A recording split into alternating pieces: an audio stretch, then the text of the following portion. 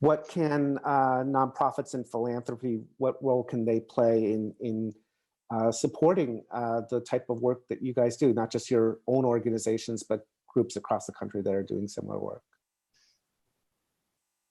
I think in supporting our work is also being able to see that in our case, that it's long-term work of building community.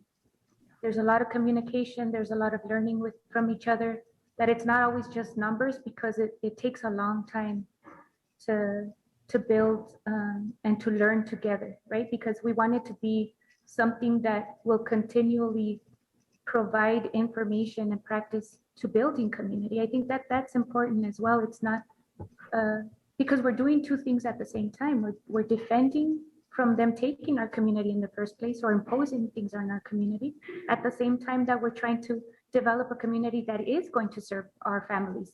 But families need to be a part of that process. And that takes time, right? It takes time to figure out what kind of education we would like for our kids and what that looks like and how we interact with that, and what does a better environment look like, and how do we build that, and how do we share that knowledge, and how do we turn that into a collective practice. That collective work and takes a lot more patience and a lot more time, and we're able to produce work, and that's important to be funded, but also this long-term building community work that is not always so flashy. Mm-hmm. Right? It's not always like look at this new business, right? But it's once you have the business, all the internal work and the hidden work that it takes to make sure that it's a project that sustains and nurtures community as well, and that is nurtured and sustained by the community as well. So yep.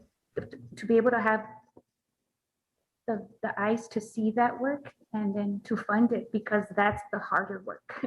That's the more difficult resources to get a hold of, I guess. Yeah, patience, that's really important. Thanks for lifting that up.